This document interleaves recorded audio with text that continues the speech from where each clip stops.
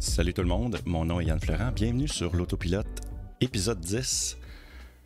Est-ce que ça va bien aujourd'hui? On vient de finir le pré-show sur YouTube. Il y a encore du monde avec nous autres. Merci de me subir, c'est super le fun. Hey, aujourd'hui, j'ai plein de beaux sujets, mais j'ai déjà quelque chose à vous demander pour le prochain podcast. C'est, j'aimerais ça que vous m'écriviez sur l'autopilote@gmail.com ou encore dans les commentaires, mais j'aimerais mieux par courriel, ça va être plus facile à séparer tout ça. C'est qu'est-ce que vous voudriez améliorer sur votre Tesla. Puis je vais en faire un segment pour le prochain Autopilote. Hey, mes sujets, aujourd'hui, je vais parler des rabais, les rabais roulés verts au Québec qui vont baisser, malheureusement. Il va y avoir un retour possible de la Model Y SR+, à la Giga Texas. Ça a été resté pas longtemps, il paraît que ça va revenir, on va checker ça. Avez-vous déjà vu une Tesla qui frappe une poule? Ouais, on va voir ça sur YouTube. Si vous l'écoutez, vous ne le verrez pas. C'est pas... puis plein d'autres affaires. J'en ai parlé dans mon pré-show, mais je vais faire une entrevue le 8 avril avec Marie-Pierre et Eric. Ils ont une chaîne YouTube qui s'appelle VR en électrique. Fait que j'ai bien hâte de faire cette entrevue-là avec eux. Puis, y avait-tu d'autres choses? Oui, le fameux classique. Je me suis donné comme mission en 2022 de faire des citations d'Elon Musk. Fait que on va y aller.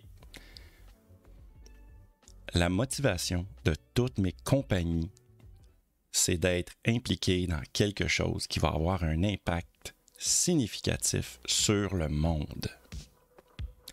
Hey la gang, on part ça. Là.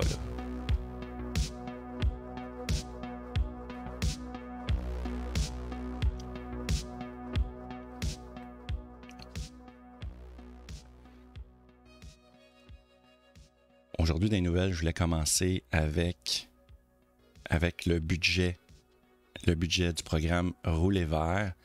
Puis je vais vous lire ce que Benoît Breton. C'est pas Benoît Breton, son nom, c'est Daniel Breton. Excuse-moi, Daniel. Fait qu'on va commencer avec ça. Puis, il y a une affaire que je n'ai pas testée. C'est mon web browser que j'ai pas mis à jour. Fait que, regarde, on va juste prendre 2 petites secondes pour faire ça. Question de l'avoir. Donc, ça devrait être ici, comme ça. Voilà. Fait qu'il y a Daniel Breton qui a écrit sur le groupe Facebook, je pense que c'était Tesla Model 3 Québec, puis voici ses commentaires. Certains dénoncent la baisse des rabais à l'achat de véhicules électriques et hybrides rechargeables. Pourtant, il était clair dès le départ, en 2012, que le montant de ces rabais finirait par diminuer et qu'ils disparaîtront avant la fin de la décennie.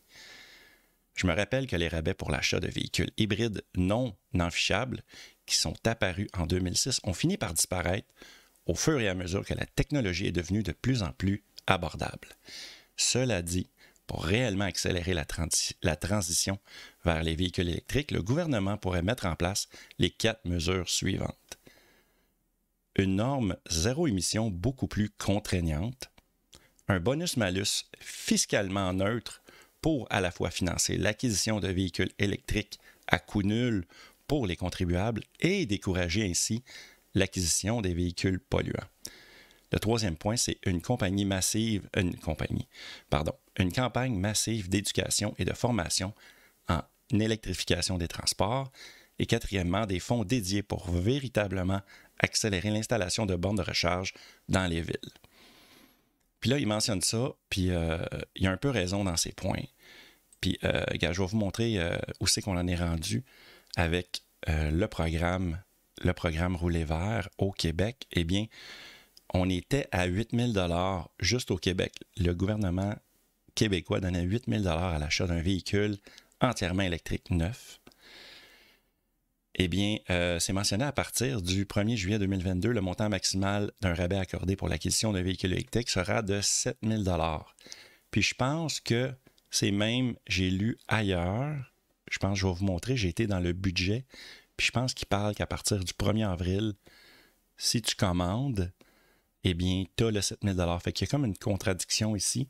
Fait que je ne sais pas si le site Internet du programme Rouler Vert a raison avec son 1er juillet ou le budget a raison. Mais ça, je vais y revenir un petit peu plus tard. Également pour les véhicules hybrides rechargeables neufs, ça va changer. Avant, je pense que c'était 4 000 $ pour tous les véhicules hybrides rechargeables. Et maintenant, ça va être mentionné sur le site du programme Rouler Vert, 5 000, 2 500 ou 300 $. Puis c'est probablement qu'ils vont faire ça parce que les hybrides rechargeables, ils ont différents formats de batterie. Puis avant, c'est que même si tu avais une petite batterie de rien, ben, tu avais quand même 4 000 $. Puis je pense qu'ils veulent modifier ça un petit peu. Fait que ça, c'est quelque chose... je trouve ça malheureux, mais ça a un peu de sens, tu sais. Parce qu'il y a des compagnies qui abusaient de ça, puis qui mettaient juste des hybrides branchables avec une petite batterie de rien du tout, puis qu'il y avait le 4 000 $. Puis, tu sais, c'est le gouvernement du Québec qui payait ça, puis c'est la compagnie qui se le mettait dans les poches en bout de ligne. Puis, en plus, ben, ils remplissaient leur bonne conscience en vendant ce véhicule-là, mais qui n'était pas si vert que ça, en bout de ligne, avec des batteries trop petites. Également, pour les véhicules d'occasion, on était à 4 000 $ avant également. Quand tu achetais un véhicule tout électrique, usagé, on recevait un rabais de 4 000 $ du gouvernement du Québec, ce qui était très bon. Ma conjointe, d'ailleurs, quand on avait acheté la Spark EV, il me semble qu'on avait eu 4 000 $. Il me semble que c'était déjà en place, ce truc-là. Fait que bref, maintenant, c'est rendu à 3 500 $. Si on va sur le site, j'ai été... OK, je vais plugger quelqu'un, juste pour vous dire.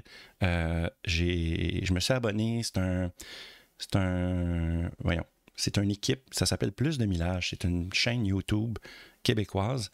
Puis ils parlent des voitures en général, eux autres. Pas juste des voitures électriques, mais ils sont quand même super bons. Ils n'ont pas beaucoup d'abonnés, commencent, mais c'est quand même assez sacoche leur affaire. Fait que je voulais les plugger, c'est Plus de Millage. Puis quand j'ai écouté leur petit podcast, ben, il en a parlé de ce budget-là. Fait que c'est pour ça que j'ai plug. Il m'amène, j'ai sauvé du temps. Il m'a dit que c'était à la page 221. Donc, à la page 221, on les a, les vraies affaires. Ça, c'est le budget du gouvernement du Québec. Le gouvernement annonce que le rabais maximal octroyé pour l'acquisition de véhicules électriques dans le cadre du programme Rouler Vert sera à partir du 1er avril 2022. Fait que c'est un peu là qu'il y a eu que ça me bug un peu, que le programme Rouler Vert dit que c'est le 1er juillet, puis ici, il dit que c'est le 1er avril. Fait que bref, j'ai pas la vraie réponse encore. Fait que si vous n'êtes pas sûr, puis vous voulez vraiment acheter et avoir le 8 000 $ sauvé, 1 000 $ sur l'achat de votre voiture électrique au Québec, eh bien, prenez pas de chance, achetez avant le 1er avril ou allez à gratter encore plus loin. Moi, je pense que je ne peux pas gratter plus que ça. J'ai gratté direct sur le site du programme Rouler Vert et sur le programme, le budget 2022-2023, le plan budgétaire du gouvernement du Québec. Fait que c'était pas mal ça que je voulais vous parler.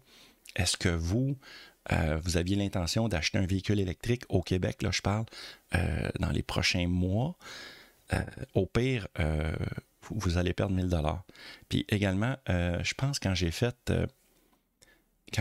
mon live de discussion et miniature, j'essaie de faire ça le vendredi. Ce que je fais, c'est un petit live qui est là, le temps du live. Après ça, je le donne à mes Patreons. Ben, il y a quelqu'un qui était venu dans le chatroom, j'ai oublié son nom, je m'excuse, mais si tu écoutes en ce moment, bien, il m'avait parlé qu'il avait mis déjà 3 000 $ de côté pour acheter sa Model 3. Puis il était super content de ça. Puis là, quand j'ai appris vendredi dernier qu'il était pour perdre 1 000 $ en partant, il était pas mal déçu. Puis oui, en effet, c'est dur, surtout quand tu travailles fort pour mettre chaque dollar de côté pour acheter ton véhicule. Là, tu te fais enlever 1 000 $. Non, c'est pas évident. C'est pas mal là. Je vais prendre une petite gorgée de café, puis on passe au prochain sujet.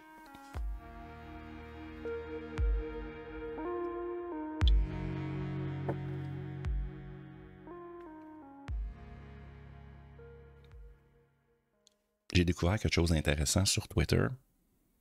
Ça parle de la Giga Texas avec @GreenTheOnly. Je vais vous montrer ça. @GreenTheOnly sur Twitter, il a mentionné que l'analyse plus approfondie de la mise à jour 2022.8.2, eh bien, il parlait que dans le code, il y aurait un modèle Y SR+, qui aurait été ajouté. Donc, il mentionne, donc je suppose que ce serait la première configuration de voiture à produire à cet endroit très bientôt. Plusieurs nouveaux types de batteries ont également été ajoutés. Je ne creuse pas dans le ECU, donc je ne sais pas exactement ce qu'ils sont. Pardon. Fait que là, ce qui est intéressant de voir, c'est qu'il y aurait possiblement un retour d'un modèle Y SR+. Je vais vraiment mentionner SR+, parce que maintenant, la Model 3 de base s'appelle la Model 3. Il n'y a plus de SR+. Ils ont vraiment simplifié les choses. Fait que moi, quand j'ai acheté ma voiture, j'avais trois options. Oups, on ne voit pas mes doigts, j'avais trois options. J'avais le choix entre une Model 3 SR+, une long range, longue autonomie ou performance. Maintenant, c'est Model 3, longue autonomie et performance. Donc, puis si on va du côté de la Model Y, il y a juste la longue autonomie qui est disponible et la performance. Est-ce que Tesla veut ramener, est-ce qu'ils veulent ramener une Model Y de base? Ça a l'air que dans le code, il y a une possibilité pour ça, puis on parle du côté de la Giga Texas. Il y avait une autre chose, je ne veux pas aller là tout de suite, mais il y avait une autre chose qu'il avait mentionné, puis ça, je pense que c'est une bonne nouvelle. C'est Agree the Only. Je n'ai pas le texte, mais je vais juste vous le dire. C'est qu'il a parlé que Tesla était pour avoir un nouveau fournisseur de haillons. Ça, l'haillon, c'est ce qui aide à ouvrir la porte arrière du véhicule. Puis moi, ben présentement, des fois, j'ai des problèmes avec ça. Puis il y a même Armel High-Tech, qui était avec nous, qui a eu des problèmes. Son haillon, il a brisé, il a vraiment endommagé la vitre. Vous irez voir ça dans une de ses vidéos sur sa chaîne. Puis il a fallu qu'il procède à la réparation, tout ça. Fait qu'il a pas eu sa voiture pendant quelques semaines. Fait que je pense que c'est une bonne chose. Il a dû avoir beaucoup de rappels par rapport à ça. Puis du fait, ben, ils ont décidé de changer de fournisseur puis d'avoir quelque chose d'un petit peu plus fiable. Parce que présentement, ça m'est arrivé hier, d'ailleurs, que j'ai ouvert ma valise quand je déménageais ma soeur, d'ailleurs. J'ai déménagé ma soeur ce week-end. Ben, en la déménageant, des fois, ça arrivait, j'ouvrais la valise, elle arrêtait à mi-chemin, comme si je l'avais programmée pour arrêter là. Eh bien non, moi, j'avais demandé d'ouvrir complètement. Elle me l'a fait 2 fois. Puis les fois suivantes, c'était correct. Fait que là, je ne sais pas si c'est le moteur qui force et qui a l'impression qu'il y a un objet qui bloque. Donc, c'est à suivre. Fait que je suis content. Au moins, si jamais j'ai un problème d'haillon, probablement qu'ils vont m'installer le nouveau système. Probablement. Avez-vous vu... t'as une minute, j'ai-tu la bonne photo? Je pense que je ne l'ai pas. C'est-tu ici? Je pense que c'est ici. Oui. Ah oui, juste avant, gars, je voulais vous montrer ça. On va y aller léger. Je vous ai parlé d'une vidéo qui a un gars, si j'ai pogné ça. J'ai pogné ça sur le site de Tesla Model 3 Québec. Et c'est Yoni Ben David qui a pogné ça et il a frappé une poule. Mais pauvre animal. Mais je vais vous le montrer. On ne voit pas grand-chose, mais je trouvais que... Colique. J'aime mieux... Entre vous et moi, j'aime mieux pogner une poule ou une moufette qu'un orignal sur la route, t'sais, ou un chevreuil. Fait que on y va avec ça. Regarde, je l'ai défoncé. Excuse, je vais le remettre. Il dit regarde, je l'ai défoncé. Regarde, je l'ai défoncé. Oh my god. Pauvre poule. En tout cas, j'espère qu'il mange du poulet à soir.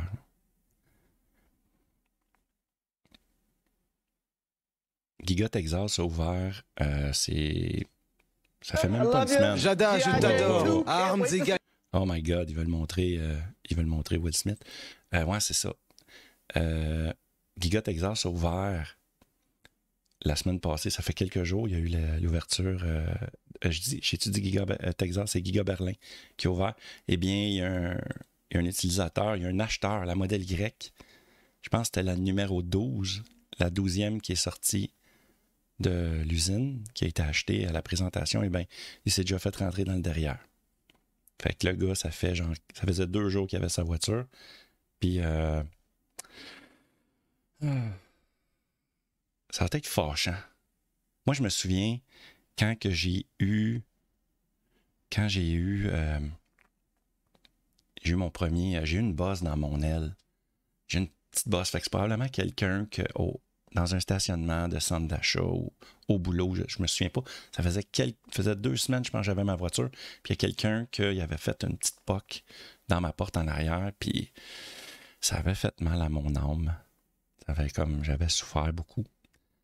Puis là, lui ici, il s'est fait rentrer dans le derrière, tu sais. Il s'est fait maganer sa voiture 2 jours après. Oh my God. Là, on en parle parce que on l'a vu cette semaine, cette voiture-là. Je l'ai vue dans la présentation. Puis, il me semble que... Je sais pas comment ça coûterait, ça, réparer. Ça va sûrement coûter 4-5 000 réparer ça, facile. Parce que j'ai eu ma réparation de mon aile que l'été passé, ouais. Puis ça avait coûté 8-9 000, quasiment 9 000 juste mon aile. Fait que, OK, j'ai dit, OK, je vais à 10 000. D'après moi, c'est 10 000. Vous autres, vous guessez combien? Combien vous pensez que ça va coûter réparer ça? Mettez-moi ça dans les commentaires, juste en bas, dans la vidéo. Je vais prendre une petite gorgée de café encore une fois, et on vous revient.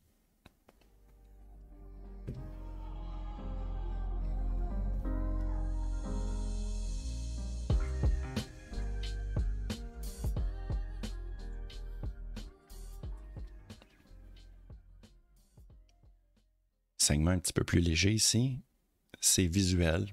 Malheureusement, si vous êtes dans votre voiture à l'écouter, vous ne le verrez pas, mais je vais vous le décrire. Je vais vous montrer ça. C'est un gars, je pense qu'il est à Calgary. Il y a une Tesla Model Y, puis il s'est mis un collant « I love Canadian oil and gas ». C'est comme n'importe quoi. Je trouve ça super drôle. Je trouve ça... Le gars, il est confus. Il est vraiment confus. Ça me faisait jurer. Quand j'ai vu ça, j'ai comme fait « Wow, c'est magique ». C'est le gars, il est pour sa province, là. Il tripe solide, mais il y a une Tesla Model Y. Fait que, ouais, on a toutes sortes de monde dans la vie. L'autre affaire, ça c'était juste un petit segment de même. Une autre affaire, je voulais vous parler, c'est les CCS, les adaptateurs CCS pour les charges rapides en Amérique du Nord. Ils n'arrivent pas, ils sont disponibles sur le site de Tesla Corée, en Corée du Sud, mais ils n'arrivent pas ici, puis on ne sait pas pourquoi. Puis j'avais lu quelque part qu'il y avait sorti de quoi d'intéressant. C'était à propos, il mentionnait que lui, sa théorie, il y avait quelqu'un qui avait une théorie. Sa théorie, c'est que il se disait dans les Pays-Bas, présentement, sont en train d'ouvrir les Tesla superchargeurs à tout le monde. Là, c'est ouvert officiellement. Ça a fait les nouvelles. Puis éventuellement, en Amérique du Nord, ils vont faire la même affaire. Sauf qu'il va falloir probablement qu'en Amérique du Nord, le monde, par exemple, mettons que tu as un Kia Soul 2021 EV, il va falloir que tu achètes l'adaptateur Tesla pour te brancher sur les superchargeurs. Mais je pense que sa théorie, ce qu'il disait, c'est que mec qui ouvre ça en Amérique du Nord, ils vont nous offrir les CCS, les adaptateurs CCS sur le site de Tesla Canada et sur le site de Tesla US, mais pas avant. C'est un beau complot. J'aime la façon dont ils pensent, mais moi, je pense que c'est juste un problème de manufacture, de production du produit. Probablement qu'il n'y en a pas assez. Fait que ça se vend juste présentement en Corée puis dans quelques autres pays, probablement. Mais qu'éventuellement, ça va venir. Puis, c'est sûr que s'il offre ça ici, en Amérique du Nord, l'adaptateur, ça veut dire qu'on va avoir la possibilité de se charger ailleurs. Puis, il y a eu des hausses de prix quand même sur les superchargeurs au Canada, ce qui fait que, je pense techniquement, j'ai lu quelque part, je ne l'ai pas testé personnellement, mais je pense que ça coûte plus cher se brancher sur un superchargeur Tesla que sur une borne Flow haute vitesse. Mais là, je parle à travers mon chapeau, il va falloir que je check les chiffres, mais c'est ce que j'ai lu. Il y a un utilisateur qui avait mentionné ça, que le prix avait tellement monté que c'était quasiment moins cher de se brancher sur une borne Flow, mais souvent, il charge moins rapide. Fait que bref, un dans l'autre. Ça, c'est assez. Je vais m'informer plus sur le sujet par rapport à ça. Il y a une autre affaire que je voulais vous montrer. Je vais aller juste ici. Puis, on va aller... Ici, c'est combien ça m'a coûté au mois de... Une minute. Hey, je vais aller juste ici. Je vais voir lequel. Ouais, ici. Je voulais vous montrer mes statistiques de recharge pour le mois de février. Là, puis, pour vous montrer, c'est que j'ai, dans les 31 derniers jours, j'ai un total facturé de 540 kWh qui me coûte environ 50 $. Ça, c'est pour les 31 jours du mois de février, à peu près, là, grosso modo, à peu près du début février, 6-7 au 6-7-8 mars, dans ces eaux-là. Fait que ça m'a coûté 50 $. Puis si on compare l'équivalent, parce que sur l'application Tesla, ce qui est le fun, c'est qu'on peut voir comment ça te coûterait avec le prix de l'essence si tu avais une voiture semblable à ta Model 3 et au prix de l'essence de la région d'où ce que tu es, parce qu'ils sont capables de géolocaliser le prix de l'essence, eh bien, j'aurais économisé 347 $, et ça juste au mois de février.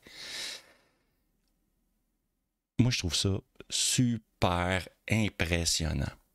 Parce que, oui, une Tesla, le monde dit que ça coûte cher, mais je suis pas mal convaincu qu'à peu près n'importe quelle voiture qui va te coûter, des voitures à essence là, que le monde paye par mois 250, mettons 250 $, 300 $ par mois, qui ont des bonnes petites voitures, puis qu'en plus, ils rajoutent le prix de l'essence qui leur coûterait environ 300-400 $ à peu près en essence pour l'équivalent, eh bien, où l'économie là-dedans? Moi c'est rendu qu'au boulot, je dis au monde que j'ai pas les moyens de me payer une voiture à essence parce que je suis trop pauvre. J'ai pas les moyens. C'est rendu moi le pauvre avec ma Tesla. Fait que ouais, c'est ça. Puis, hey, j'ai été aussi, je vais vous montrer mon mois de mars. Ça a baissé parce que là, vous pouvez voir, j'ai fait un peu moins. Je vais juste voir, j'avais 540. Mais là, pour 453 kWh, ça m'a coûté 43 $. Et l'équivalent en essence aurait été 362 $. Donc, j'économise quand même 319 $. Fait que la réponse, est-ce que ça vaut la peine d'avoir une voiture électrique?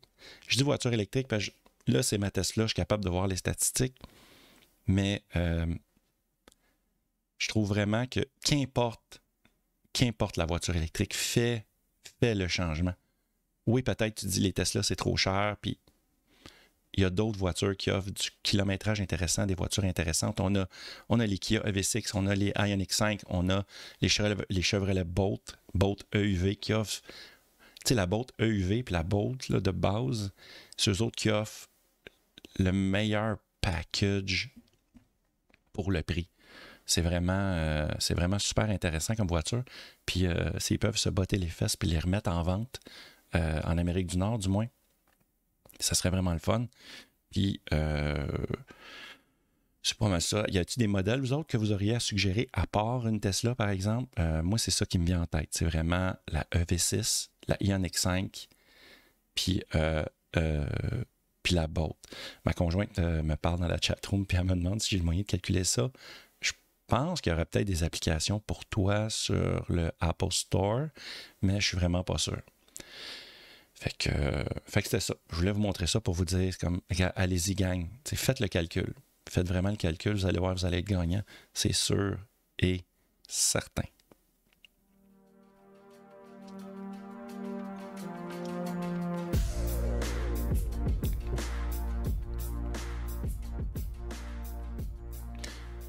Là, c'est le bout que je fais juste une petite plug, une petite pub à moi-même, à moi de moi.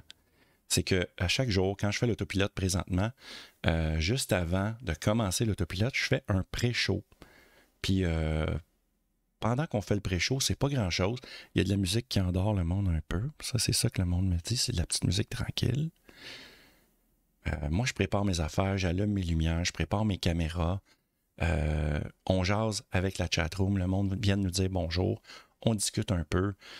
J'essaye de teaser le monde sur quoi je vais parler dans mon podcast, puis dans mes futures mises à jour. Tu sais, les mises à jour que je sors, si possible, le week-end quand je peux. Présentement, je suis sur une bonne lancée, je suis capable de sortir le week-end, pas mal tout le temps. Puis, l'autre affaire que je voulais vous parler, c'est de mon Patreon. Mon Patreon, à partir de 2 $ par mois, si vous m'encouragez, bien, vous m'encouragez, vous me supportez. Moi, j'aime mieux dire supporter. Quand vous me supportez, eh bien, vous pouvez devenir membre et avoir accès à tout ce que je mets en ligne sur ma chaîne YouTube. Puis il y a même des trucs exclusifs pour mes Patreons. Tu sais, comme exemple, le pré-show. Vous êtes là, vous étiez là, vous l'écoutez en direct avec moi, on est là, mais par la suite, une fois que ça se finit, tout ça, moi, je le mets de côté, je l'offre à mes Patreons seulement, puis quand je ressors officiellement la vidéo du podcast de l'autopilote, eh bien, j'enlève le pré-show. Ça fait que le pré-show, après ça, il disparaît pour le restant de la vie de l'humanité, pour toujours. L'autre affaire, c'est... pour finir avec mon Patreon, c'est qu'à partir de 4 $ par mois, vous avez accès à tout. Et en plus, je plante des arbres. Fait que si vous me supportez, ben moi, j'utilise cet argent-là, une partie de l'argent, je veux dire, je ne m'en vais pas au Guatemala ou dans un pays louche avec votre argent. Je l'utilise pour planter des arbres avec un site qui s'appelle One Tree Planted. Puis à chaque mois, on plante des arbres. Le premier mois que j'ai eu mes Patreons, on a planté 2. Le mois dernier, on était à 3. Puis là, à date, on est à 4. Fait que j'aimerais ça monter ça à 5, puis qu'on plante de plus en plus d'arbres dans des pays qui en ont besoin. Puis comme ça, ben, oui, on fait notre part avec notre voiture électrique pour être moins polluant. La voiture électrique n'est pas un système parfait. Cette voiture-là ne fonctionne pas à l'eau de vaisselle, mais quand même, c'est un bon pas d'avoir une voiture électrique. Mais en plus, si on peut planter des arbres ensemble, puis, ben, moi, je pense que c'est quelque chose de positif. Tu sais. Fait que c'était pas mal ça. Puis après ça aussi, bien évidemment, mon podcast qui est disponible sur YouTube va être également disponible sur toutes les bonnes plateformes de podcasts comme Google Podcast, Apple Podcast, bien sûr, puis toutes les autres. Toute la gang. Vous allez me trouver n'importe où. Abonnez-vous. Mettez-moi des petits commentaires positifs, des 5 étoiles dans Apple Podcast. Apple capote là-dessus. Fait que, on est rendu au segment de Cher Tesla.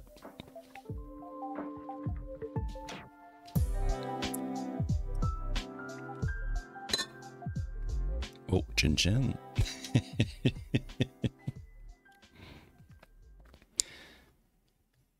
Dans ma vidéo, la mise à jour 19 que j'ai faite, qui parle entre autres de l'ouverture officielle de la Giga Berlin, je parlais de la FSD, qui va éventuellement venir en Europe, mais pas tout de suite. Il y a Yann Legros, de la chaîne Tesla Aventure, qui me posait la question suivante. Si tu avais la FSD, tu penses que ça serait quoi ton score? Moi, pas plus que 85%, sans trop savoir sur quoi il se base. Tiens d'ailleurs, c'est une bonne question pour ton podcast, ça. Sur quoi il se base pour calculer la note attribuée? Eh bien, j'ai trouvé un site qui parle de ça, c'est OptiWatt.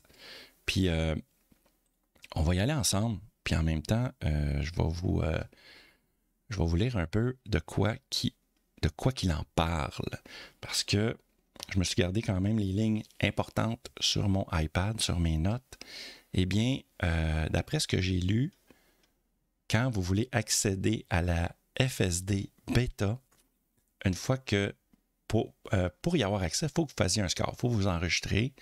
Puis pendant 2 semaines, ils vont checker si vous êtes un cabochon sur la route ou pas. Fait qu'à partir de là, il y a 5 points qui checkent. Là, il explique ici c'est quoi la FSD, tout ça. Et les 5 facteurs de sécurité, comment les améliorer. OK? Donc, premièrement, il y a l'avertissement de collision frontale par 1000 milles. Ça, on parle ici de 1609 km pour être un peu plus précis en distance européenne et canadienne. Donc, les avertissements de collision frontale se produisent lorsqu'un objet à proximité du véhicule déclenche un avertissement indiquant qu'une collision peut se produire sans l'intervention du conducteur. Ces incidents sont enregistrés selon la sensibilité de l'avertissement de collision frontale, quel que ce soit le réglage du véhicule. Fait que là, pour éviter, évidemment, d'avoir de tels événements qui se produisent, le conducteur doit garder une distance de sécurité avec les véhicules qui précèdent. Fait que finalement, en gros, ce qu'il dit, si tu veux que ça aille bien, pousse pas le monde dans le cul. T'sais. garde tes distances, relax, puis ça va bien aller, puis sois alerte, puis il n'y en aura pas de problème. Le point numéro 2, je vais aller ici, c'est, eux autres, ils marchent freinage dur, mais c'est c'est ça, le freinage dur, je n'ai-tu passé un? Ah oui, je n'ai passé un ici, c'est les freinages brusques, voilà. Donc, il ne faut pas freiner trop brusque. Puis il mentionne ici un freinage brusque au point d'une accélération vers l'arrière supérieure à 0.3 G, qui n'est pas grand-chose, mais semble 0.3 G, eh bien, est une indication du comportement du conducteur qui peut entraîner des problèmes de sécurité potentiels. Je suis pas mal sûr que je buste, que je dépasse le 0.3 G assez régulièrement. Fait qu'en partant, je dois perdre beaucoup de points là-dessus. Le score de sécurité de Tesla surveille la vitesse à laquelle une voiture ralentit afin de déterminer s'il y a un changement significatif dans la décélération détectée. Le pourcentage affiché représente la qualité du freinage avec une force excessive. La formule du score de sécurité plateforme une valeur en pourcentage à 7,4 %. Je ne sais pas trop ce que ça veut dire, mais je suis sûr que je ne suis pas là-dedans. Évidemment, il marque un Safety Score Booster. Si tu veux améliorer ton score par rapport à ça, eh bien, évite des freinages brusques qui vont affecter ton score. Engage la pédale de frein plus tôt lorsque vous ralentissez. Utilisez le freinage régénératif lorsqu'il est possible. La régénération des freins pendant la conduite contribue à réduire les distances d'arrêt et les incidents potentiellement évités. Fait qu'encore une fois, roule pépère. Le troisième point, c'est le virage agressif. Je suis pas mal sûr que je coule aussi de ce côté-là. Vous autres, vous me le direz. Un virage agressif se produit lorsqu'un véhicule modifie brusquement sa trajectoire en accélérant gauche-droite de plus de 0.4 G. Oh my God, OK, sérieusement, j'aurai jamais la FSD Beta, même si je ne suis pas abonné. Mais ça, on s'en reparle, c'est un autre sujet. Les virages agressifs sont introduits dans la formule du score de sécurité sous la forme d'un pourcentage exprimant le temps parcouru dans cette plage par rapport à la proportion du temps pendant laquelle le véhicule accélère de plus de 0.2 G, de plus de 0.2 G, 4,5 000 à l'heure en 1 seconde vers la gauche ou la droite. C'est assez précis comme données. Évidemment, pour améliorer le safety score, pour éviter qu'un freinage brusque n'affecte votre safety score, engagez la pédale de frein plus tôt. C'est la même chose que l'autre. Dans le fond, c'est chill un peu le grand, ça va bien aller. L'autre point qu'il mentionnait, c'est eux autres, ils mentionnent suivi dangereux. Moi, j'ai appelé ça suivre de trop près, je pense. Le véhicule Tesla utilise sa vitesse et la vitesse des véhicules qui le précèdent pour calculer le temps nécessaire pour réagir en toute sécurité et arrêter le véhicule si la voiture qui le précédait s'arrêtait soudainement. Un suivi dangereux est calculé en comparant la proportion de temps pendant laquelle l'écart du véhicule est inférieur à 1 seconde à celui du véhicule qui est inférieur à 3 secondes. Bon, OK, je ne suis même pas sûr de comprendre tout ça. Le véhicule doit rouler à plus de 50 000 à l'heure. Donc, on parle de quoi ici? 80 km/h environ, pour que le suivi dangereux soit mesuré et incorporé dans la formule. Je te dirais bien de conduire comme une grand-mère pour être sûr que tout aille bien, mais je ne suis pas sûr que les grand-mères auraient 100% au safety score non plus. OK, c'est un petit peu méchant ce que je viens de dire. Un des derniers points importants qu'il mentionne, c'est le désengagement forcé du pilote automatique. Une fois que le conducteur a reçu 3 avertissements sonores et visuels, la fonction du pilote automatique se désengage pendant la durée du trajet. Ça m'est jamais arrivé. Ça m'est arrivé plusieurs fois. Ces avertissements se produisent si le véhicule détermine que le conducteur est devenu inattentif ou retirant ses mains du volant. Dans la formule du score de sécurité, le désengagement forcé de l'autopilote est introduit sous la forme de 1 ou 0, la valeur 1 si le système a été désengagé pendant le trajet et 0 dans le cas contraire. Fait que finalement, il ne faut pas que tu sois forcé à désengager ton autopilote. En gros, ce qu'ils disent, c'est conduis vraiment prudemment. Puis là, gars, je vais vous montrer là, les calculs. Ça, c'est genre pour un mathématicien avancé.